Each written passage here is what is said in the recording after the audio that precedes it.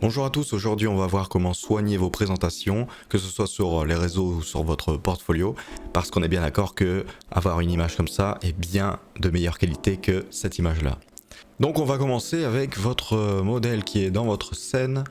Alors au choix, on pourrait faire soit un socle en partant d'un cylindre, par exemple comme ça, en prenant ces edges-là, en faisant un bevel, avec un petit smooth dur comme je l'appelle. Et voilà, l'adapter au pied. Ça pourrait être une solution de présentation avec un socle. Ou sinon, moi j'aime bien faire des cyclos. Donc en gros, on fait un plane. On enlève ici les subdivisions du plane. On extrude cet edge là. Et avec celui-ci, on fait un bevel. Et après, évidemment, on peut le scale dans ce sens-là. Voilà, deux solutions, il y en a d'autres évidemment, mais deux solutions assez simples, soit un socle, soit un cyclo. Donc premièrement, on va setup une cam, donc on va faire un panel perspective new, qu'on va l'appeler render cam. Pour changer de caméra, on peut évidemment faire par ici. Donc là, on est dans la render cam, on va afficher les bords, et on va choisir par exemple dans notre image size HD 1080 par exemple, on pourrait même faire un rendu en carré. Donc on place notre cam, on a accès évidemment à des petites options ici, surtout la focal length qu'on va bouger, si on veut quelque chose en mode fisheye comme ça, ou quelque chose de plus aplati avec 50 en focal length. Voilà, on place notre cam, et une fois que la cam est placée, on va venir cliquer ici, et dans le channel box, on va prendre toutes ces valeurs et lock selected. Voilà, la cam est lockée, on ne peut plus le bouger. Donc la première solution qu'on pourrait faire, c'est un rendu en ambient occlusion. Donc on va prendre tous nos meshs qui sont dans la scène, clic droit, assign new material, Arnold, ambient occlusion.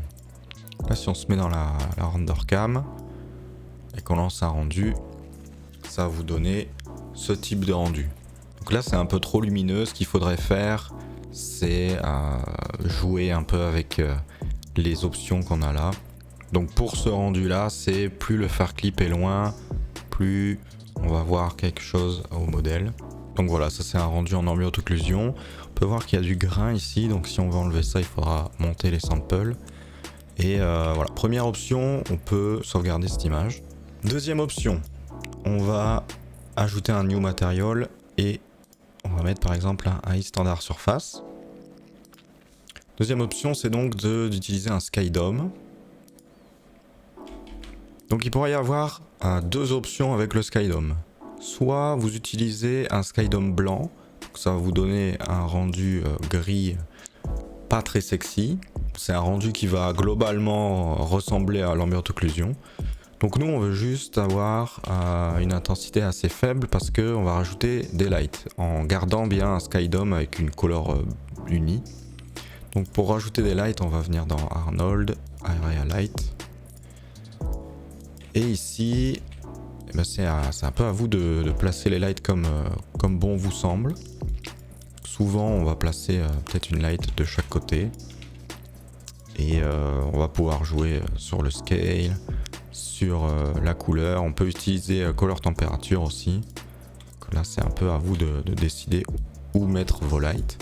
Donc une solution pour travailler avec ça, c'est de se mettre en perspective, de lancer le rendu IPR. Et d'après, en laissant le rendu IPR, vous allez toucher à vos lights pour chercher un look dev qui vous plaît. Voilà, par exemple, on peut mettre une lumière un peu bleutée ici. Et là, on peut mettre une lumière un peu orangée. C'est vraiment à vous de décider où placer vos lights. Évidemment, c'est cool d'utiliser des références pour ça. Si le skydome n'est pas assez fort, évidemment, on peut venir le monter pour que globalement ça réillumine un peu l'image. Voilà, par exemple, on pourrait faire ce genre de lighting.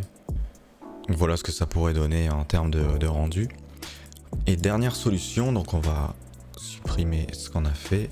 On revient au début. Ce serait de créer un SkyDome Lite, mais cette fois-ci avec une HDRI. Une HDRI, vous pouvez en trouver sur ce site web que je vous mets en description. Vous pouvez télécharger des HDRI gratuitement. Donc on va venir dans la color du SkyDome, chercher un file.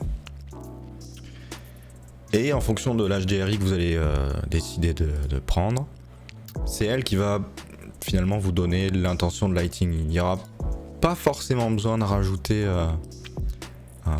des lumières. On pourrait en rajouter évidemment pour rééquilibrer, mais globalement vous n'êtes pas obligé d'utiliser des lumières en plus parce que l'HDRI va faire le taf à elle toute seule. Donc voilà le pré-rendu de l'HDRI.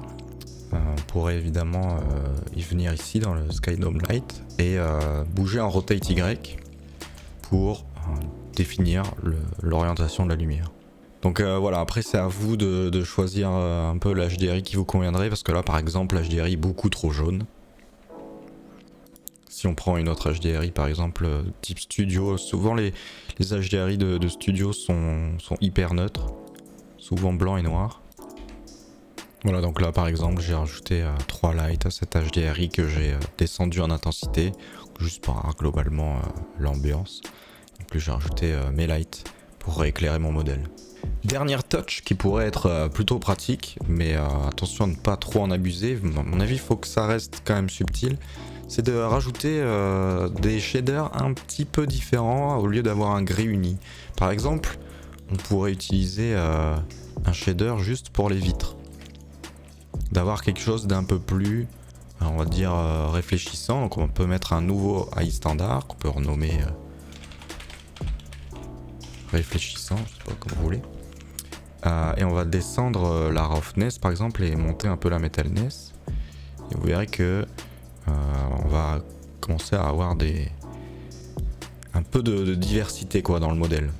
Voilà, pour moi, faut que ça reste vraiment subtil. Faudrait pas en mettre partout, à mon sens. C'est quelque chose qui juste va redonner un peu de volume au modèle, juste pour ne pas avoir quelque chose de gris. Bon, évidemment, c'est une option hein, que je vous propose, mais ça pourrait être utile dans certains cas. Voilà, donc là par exemple, j'ai que 2 shaders, un gris et un gris un peu plus réfléchissant. On pourrait faire plusieurs nuances de réflexion selon les matériaux qu'on a.